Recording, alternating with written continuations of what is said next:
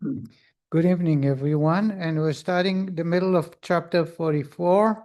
In the book that we're using, we are holding on page 680, I believe. And just a short introduction or to put together what we'll be studying. Until now, the rabbi shared that we have a natural love towards God. However, it needs to be awakened through contemplation. One is that my soul, my life is God. Just like a person naturally desires to live, there is no learning curve. You don't need to train yourself to live. It's something that comes naturally. Realizing and contemplating upon the fact that my soul that makes me stay alive is God. What makes me want to please God because it gives the soul more energy, revitalize the battery, and therefore makes my life a much more fulfilled, happy life. That's one way. The second one the Rabbi is talking about is just like a natural love between parents and children.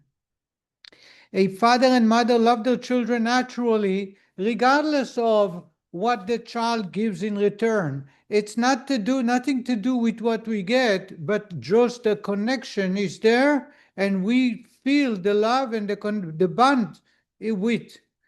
Says the Rebbe, in realizing that God is just like a child or like a parent, that there is an inseparable connection between us. Therefore, I should cleave to Him, I should connect, I should please, I should do whatever makes God happy. These are the two natural tendencies that exist within the heart of every Jew as a gift from Avraham, Yitzchak, and Yaakov, our forefathers. However, the rabbi spoke about, and we're going to talk a little bit about that, is that on one hand, they are naturally instilled within the human. At the same time, we need contemplation to bring it out. The problem is sometimes contemplation. So the rabbi is going to talk about a few topics here. The first thing that many times through the contemplation, it will not awaken the feeling, the emotional desire to cleave to God, the love towards God or fear of God is not there, even though in my head I know it's the right thing and I'm contemplating. Says the Rebbe, we discussed before that the love and fear of God are akin to wings of a bird that allow the animal to fly, to soar. Love and fear we discussed, without love and fear of God, the mitzvah and the study of Torah does not rise. It stays down here. We discovered there are four universes: Asiyah, the world of creation; Yetzirah, emanation; Bria, creation; and the world of Atzilut, emanation, I guess. Emanation is Atzilut, Bria is creation, Yetzirah is formation, thank you, and Asiyah is action. Okay, thank you for correcting. So we have four universes. If I have natural love and fear, it will elevate to formation. If I have the intellect and contemplate it upon the love and fear, and that's what wakes the love and fear towards God, it will elevate itself to the world of creation, the above one. If I do it for no reason other than serving God, which very few people can do, it goes to Atzilut, which is total nullification. That's what we discussed before. Says the Rebbe that even if contemplating upon the love between parents and child, or the natural love for God because God is my soul and who I am, even if it does not awake the emotions, the contemplation itself will make God raise the mitzvah that I do as a result, or the study of Torah as a result, to the level, to the world of Abriya, the world of Kriya, of creation. Why? That's the idea. God says any good thought, a good desire by a person, God will make it, bring it to fruition. In other words, of course, the contemplation and the thinking about it should awaken my heart and make me love God. But what if it didn't happen? It doesn't always happen. Therefore, says the Rebbe, that even if it did not happen, the fact that I'm contemplating, God will make it and consider it as if I had the feeling. This is the first few points the rabbi made so far. Now the rabbi is going to talk about something else. And that is, after all, it is a natural desire that exists within each one of us by the fact that we're born. There is not, of course, it needs to be brought into the fore through contemplation, a lot of contemplation, but it's not very, very hard. Yet there is a benefit to a love towards God that was created purely out of love because we contemplated about God's blessings and kindness to a person. In other words, the two that the rabbi was speaking about are something that's implanted in our DNA, and we need to create it, bring it to the front. We need to unearth it. But there is a much deeper, much greater love, which is when someone just contemplates about God's greatness, and that makes him connect to God. And the connect the relationship between human beings to compare. I think that just like when a person gets married, once we get married as a couple, there is a love that's planted within each of the partners. In other words, the fact that I'm married to someone, I should love that person. If I don't love that person, there is a defect in the marriage itself. That's one way of showing love and connecting. But there is another one when we contemplate all the greatness that I benefit from the fact that I'm married to that person. If I create a love that came out of a just contemplation of what is benefit I'm getting out of this relationship, it's a much deeper, it lasts much longer, and it reaches to a much deeper level of the person. This is what the rabbi is going to talk about in general.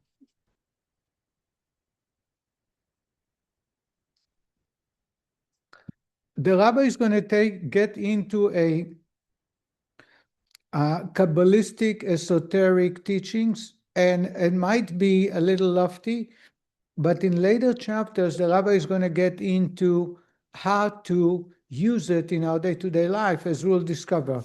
The rabbi is also going to talk about there are two types of love that exist. One is considered like flowing water, and the other is like a fiery coals that have a burning and yearning. There is fire and water. Both of them reflect love and bonding with another person, as we'll discover. And in Kabbalistic terminology, it is expressed in the difference between gold and silver. Silver is compared to water. Gold as a reflection of the color of fire, because gold is like fire.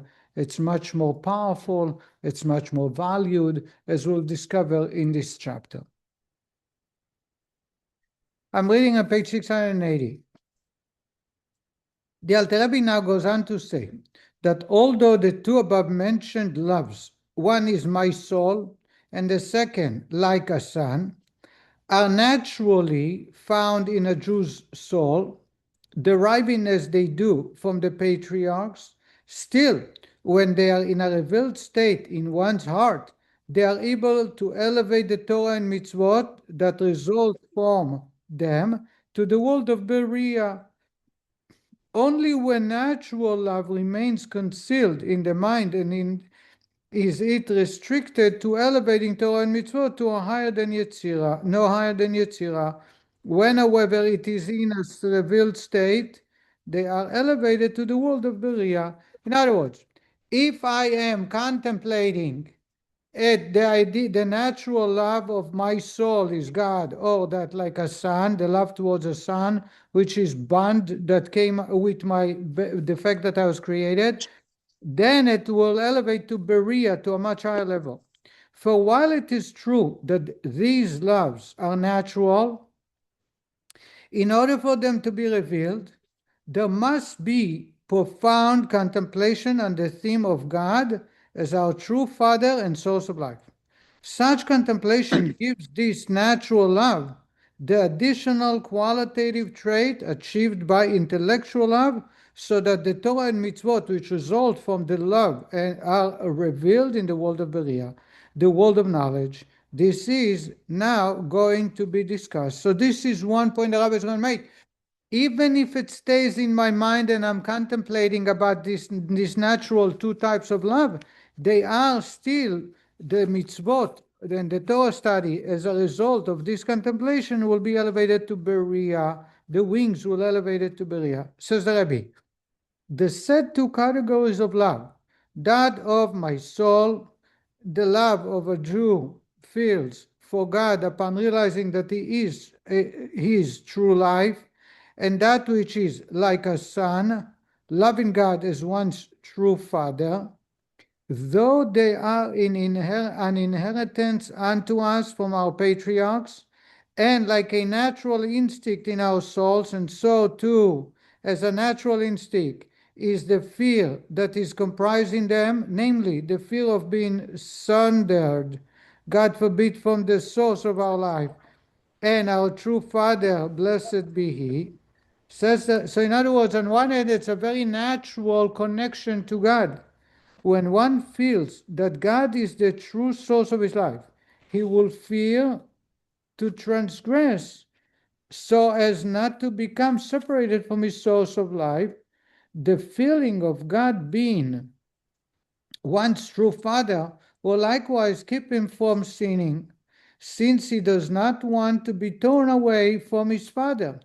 Although both the above mentioned degrees of love and fear are instinctively found within Jews, in other words, it's a natural, inborn traits, they are nevertheless not termed natural fear and love unless they be in the mind and thought alone and in a latency of the heart.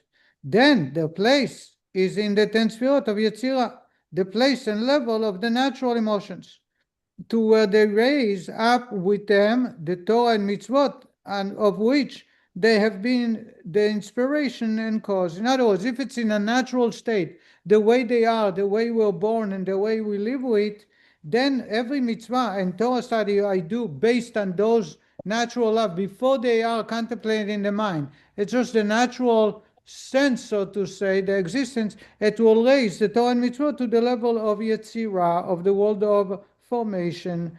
These levels of love are the cause of the performance of one's Torah and mitzvot, for they result from the portrayal of this love in his mind. But when the 2 degrees of love, we talked about my soul and God is my father, are in a manifest state in the heart and as a result of his contemplation. But if I take them out of my natural sense and I bring it to the mind and I contemplate on it, they are called in the Zohar Reuta de Liba, the heart's desire, a more exalted love than natural love. And their place is in the 10 Sfirot of Beriah. Now they are elevated to another world, to the world of creation, where they raise up with them the Torah and mitzvot, of which they have been the cause, that is, which have been performed with the ardor of this love. So once I start contemplating, and that is something in my mind, and I think about very hard, then when I do mitzvah or I study the Torah, it's elevated to a much higher level, to the level of Beriah. The reason this is indeed so, notwithstanding the fact that they are natural, found with the soul of every Jew, is now given, even though it's natural. So you would say, why should they raise the mitzvah to a higher level, to the higher world? Says the Rebbe, for their emergence from the latency and concealment of the heart into a state of revelation comes through the faculty of that, that is, through a powerful fixation on of the mind and an intense concentration from the depths of the heart, powerfully and frequently on the blessed Ein Sof, so to as to how he is our very life and our blessed true Father. And since this contemplation is so powerful and deep, that's why it will raise the mitzvot to the level of Beriah. More. In other words, on one hand, it's natural, it was given to us. But on the other hand, when I contemplate and make it be awakened, make it be revealed, then the mitzvot that is performed through those emotions or through this intellect, ideas will be raised to the world of Beria, the world of creation. Moreover, what is written in Tikkunim is well known, that there in the world of Beria nests the supernal mother, that is, the level of Bina Vatzilut, which, in terms of man's spiritual service, is the contemplation of the infinite light of the Blessed Ein Sof, the giver of life, blessed be He. And this is in accordance with the teaching of Elijah in Tikkun Zohar, in the section beginning, Patach Eliyahu. He says, Elijah the prophet said the following: Bina is the heart, and with it, the heart understands. This means, so to say, that the meditation and understanding taking place in the mind illuminate the heart. What the Rabbi is saying is, you have a natural love. If I did not bring it to the brains and start contemplating it, if it's in that state, everything I do, study Torah, do mitzvot, it will elevate the mitzvot and Torah to the world of Yetzirah, formation only. But what happens if I bring it to the brains? Even though it's natural, I did not create something new. It's something that I have within me, but bringing it to the front, bringing it to contemplating the Bina, contemplating it will awaken the heart, and that love is considered a much greater love that will take the Torah and mitzvot to the level of Beria. I hope I made myself clear, because this is a deep Kabbalistic terms. However, it will come into use much later on, as the Rabbi is going to go into other areas. Here is the commentary. Since the contemplation of godliness is related to the world of Beria, the world which is illuminated by Bina of Atzilut, as Elijah the prophet says that Bina, understanding, is in Beria. Beria is the world of intellect. We discussed it in chapter 31, 32, 33. It follows that the various forms of love which are revealed through such contemplation have their place in that world as well. And it is there that they elevate one's Torah and mitzvot. In other words, because they are awakened through the Bina, through the intellect, therefore the mitzvot and Torah that I study, as a result, will be elevated to the world that belongs to Bina, which is the world of Beria. The Altah Rebbe now goes on to say that the two kinds of love, one, my soul, and like a son, not only have the quality of love that results from contemplation, but they also have the quality of Ahava Rabbah, the love that is granted from above. For they, too, are granted from above, in so much as Jews inherit them from the patriarch, as explained earlier. So, since these two kinds of love possesses all these qualities, it would seem that they should suffice, and love born wholly of intellect is superfluous. Nevertheless, Altah Rebbe concludes that a Jew should also strive to attain the love that results wholly from contemplating God's greatness, because of the reason he will soon give. So the Rabbi is going to say that even though we have a natural love, we should create a new love that is totally new out of contemplating about God's greatness. And there will be two reasons the Rabbi is going to give us. The first reason the Rabbi is going to give us is because it's a much deeper level, even though it's not as great as a love that a father has towards their son. Yet the love that someone's create on their own with contemplating about God's greatness will last longer, is much more powerful and bonding. And number two, the Rabbi is going to share is that contemplating about God's greatness alone is a mitzvah. God commanded us to think about his greatness. So just contemplating about God's greatness to lead us to the idea of loving God in itself is a great mitzvah. Says Rabbi, furthermore, these two categories of love that have been referred to above, the love of my soul and the love of my, like a son, incorporate a quality of love which is greater and more sublime than intelligent fear and love the kind that results from contemplating God's greatness, the love term above, Ahavat Olam. These two kinds of love also partake of the quality of Ahava Rabbah, which is loftier than Ahavat Olam. Here is the Rebbe's explanation. The Rebbe explains that Ahava Rabbah is rooted in Atzilut. We spoke about the first type of love in previous chapters. Ahava Rabbah is a gift from God, which is far superior to Beria, where Ahavat Olam is rooted. In other words, Ahavat Olam is a second level of love.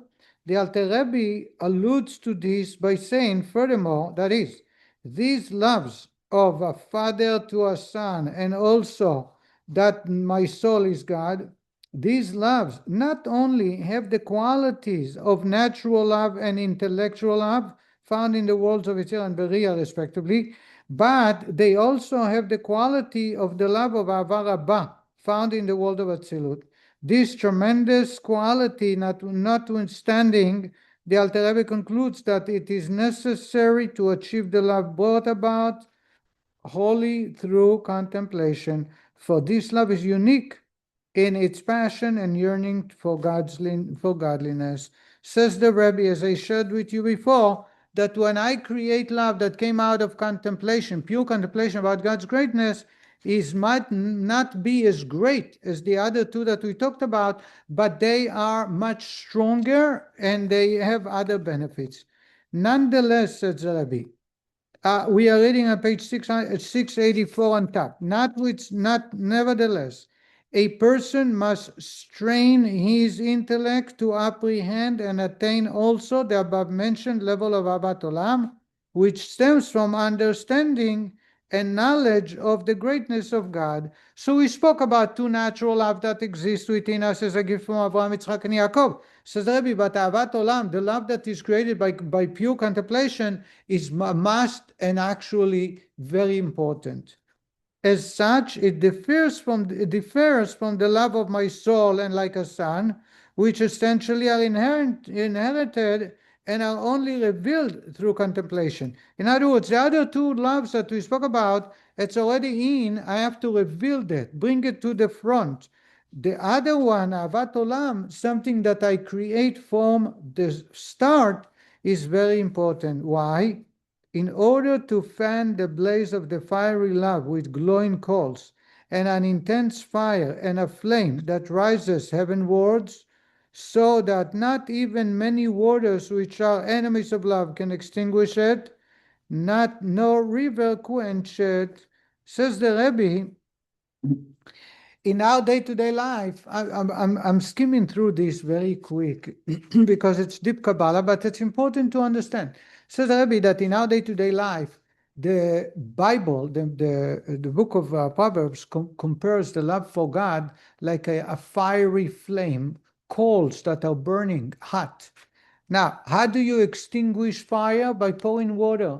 Water represent, if anybody remembers in chapter 1, we spoke about the unholy waters create pleasures. They plant through planting. The water, it brings fruits and all kinds of stuff that comes from the earth. That is pleasure. In other words, if I want to know what will extinguish my love towards God, it is the pleasures of the universe. So my heart goes into those pleasures, a new car, a new movie, going out to the theater, etc. So I have no time to pray, to study Torah, etc. So that's the arch enemy. Water is another type of love, can be holy, can be unholy, that when you pour water on the fire, it will extinguish the fire. Says the Rebbe, I need to have such a strong fire as the King Solomon in Proverbs says, that is so burning, fiery, burning in such great level that even large quantity of water will not extinguish it. In other words, no matter what blessings God is providing me, I am not going to be moved away from my love towards God.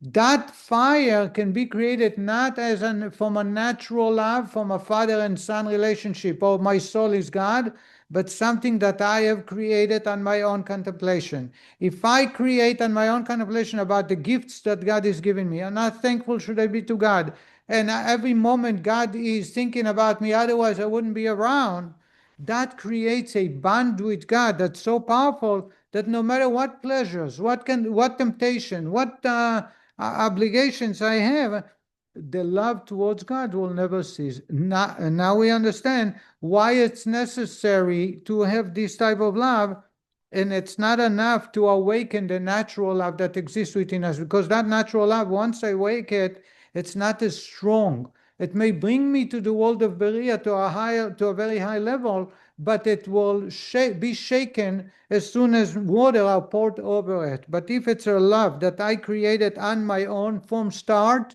it's like creating a large bonfire that no matter how much water you're going to pour on it, it will continue on. The coal will contain the flame in it, and fanning it a little bit, will bring it back. Love created purely as a result of contemplation is more passionate and fiery than love which is essentially inherited, even when the inherited love is revealed through contemplation. So again, over and over, I'm going to say that point. When it's natural love, like the comparing to a father and son relationship and love, or the fact that my soul, I love life, and therefore God is my life, this is might be a much stronger love, and it's natural to us, and all I have to do is contemplate a little bit to bring it out. The problem is the flame is not that strong, not that big, and a little bit of water will extinguish it. So that's one reason I need to go and contemplate and wake up a purely brand new love, which is called, as we discussed before, Ahavat Olam. As the Rebbe continue, for there is superiority and excellence in the quality of love burning like fiery coals and an intense flame, which comes from an understanding and knowledge of the greatness of the transcendence of the blessed Ein Sof over the two categories of love referred to above, when they are not like a fiery coals and blaze, but merely results from feeling and contemplating God's closeness to a Jew, inasmuch as he is either the source of our life and or our true Father. The superiority of this love is similar to the superiority and excellence of gold over silver, and so forth, as will be explained later. In chapter 50, the Rabbi is going to take a whole chapter to explain, according to Kabbalah, the difference between gold and silver. I'm going to explain. These are two commodities in which the human being's life are totally, completely enhanced. Which one is more valuable? It depends on what perspective. Silver is a conduit, and it's something that is essential to our life. Silver is part of essential to living a life. Gold, on the other hand, was created for beauty, purely for beauty. It's not something that can have great uses other than just the beauty, the marveling over it. However, ounce for ounce, if you put them next to each other, gold is extremely more valued than silver. On the other hand, which one is being used continuously in our life? The answer would be silver, not gold. As I said, gold is only for jewelry, for beauty, etc. Says the Rebbe, there are two types of love. There is one type of love compared to water bonding. That's why when a couple gets married, they do it usually next to a body of water. That's one of a natural, like water that's streaming naturally and flowing naturally. Fire, on the other hand, whenever fire burns, they make loud noise because they are consuming. Fire can consume. And as explained and will be explained later on, that gold is very similar to the color of a flame. Flame is yellowish, yellow-brown, just like gold. Silver, on the other hand, is much closer to the color of water. In chapter 50, the Rebbe will get the differences between them. Says the Rebbe, if I want to understand the beauty, the benefit of gold, gold is much smaller. If I have $10, and I want to buy one of those two. For silver, I can get so much. For gold, I'll get a fraction. But that fraction is very, very valuable. And therefore, the love that someone creates by themselves, not the natural love, the two types that we discussed, but he's creating it by himself on his own volition with contemplation, may not be a strong one, may not be a big one, but it's a fiery like gold that brings awe to anyone around, and it will not be extinguished by no matter how much water you pour over it. And that's the benefit of gold over silver. There are benefits to silver over gold, as will be explained in chapter 50 at great length. I want to continue. I assume there is no questions, so. Huh?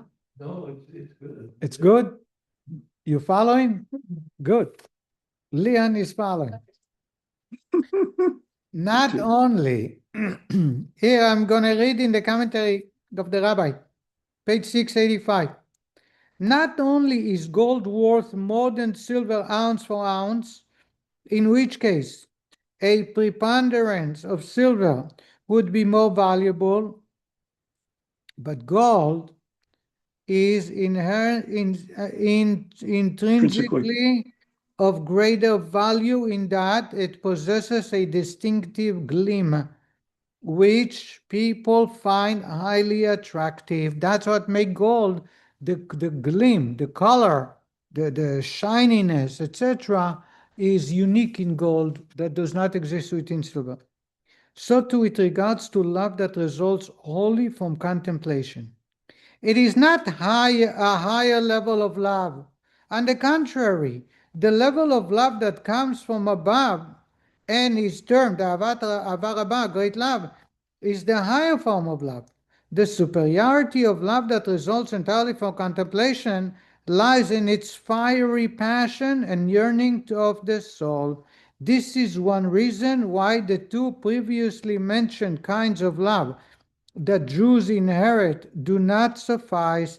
Why? They lack passion when compared to love emanating entirely from one's intellect, because they naturally come to me, and therefore it's a much easier to awaken, but they are very weak because they didn't come, we did not create it, we got it as a gift, and therefore we don't value it as much. However, says the Rebbe, if it's something that I've created out of pure contemplation, then it will last, it's stronger, and it's compared to gold versus silver. The Altah Rebbe now provides yet another reason why holy contemplative love is necessary. In other words, the first reason is because it will last and no amount of water will extinguish it. The second is it's compared to gold, which is a commodity that has the gleam that everyone loves. In addition, says the Rebbe, another reason, it is important to attain contemplative love, not only because of the superiority of the resulting passion, but because the contemplation is an end unto itself. Just contemplating is a mitzvah. By contemplating God's greatness, one fulfills the whole purpose of creation, that created beings should come to know and understand God's greatness. Says Rabbi, until now we understood that we have to awaken our love to God through contemplation. Says Rabbi, there is another reason for contemplating God and concentrating and thinking about it, because that's the purpose of life. That's a mitzvah. One of the great mitzvot is to contemplate God's greatness. And just doing it, even if there is no results as love or fear of God, in itself is an end of itself. Says Rabbi, besides, this is the whole man and his raison d'etre, that one may know the glory of God and the majestic splendor of his greatness, each according to the limits of his capacity, as is written in Raya Mehemna, it's part of a Zohar, Parshat Bo, the portion of Bo, in order that they may know him, and so forth as is known. The Zohar says in Raya Mehemna, there is a part of the reason God created us is so we discover God and learn about God. Thus, there is a special quality and purpose in contemplating that leads to love itself. Contemplation of God's greatness is exercised to a much greater degree in the love that is created from the contemplation than it is found in a love which is merely revealed through contemplation, as is the case of the two aforementioned kinds of love, my soul is God, or a father and son. In order to merely reveal the love of my soul by contemplating how God is the true source of life, or to reveal the love of like a son by contemplating how God is our true Father, one's meditation need not be exceedingly profound. A much deeper understanding and more profound mode of meditation is necessary in order to create a love of God based solely on the intellectual comprehension. As a result, the divine intention that they may know Him, that created beings come to know godliness, is realized to a much greater extent through holy contemplative love. This is the additional reason as to why the kinds of love inherited from the patriarch do not suffice, and it is necessary to exert oneself to attain a love of God that stems entirely from contemplating His greatness. I hope I made myself very clear about, to summarize, the Rabbi says that it's very close to awaken love and create love for God. Why? Because that's the start of the chapter. Because there are two natural love that our forefathers gave us as a gift. One is contemplating on the fact that my soul, everyone naturally desire to live. I want to stay alive. And that is, my soul is God. So the more I bond with God, the more I please God, the bigger the chance I'll live better and I'll live longer. The second contemplation is just like a father and son naturally love each other and will go even farther than the first type of love, because the first type of love is as long as I'm alive. A father to a son sometimes will give up their own life to save one another. So God is my father. Just like for my father I'll do anything, and my child I'll do everything. I should do everything for my God. Says Rebbe, but these are naturally and need to be awakened through contemplation.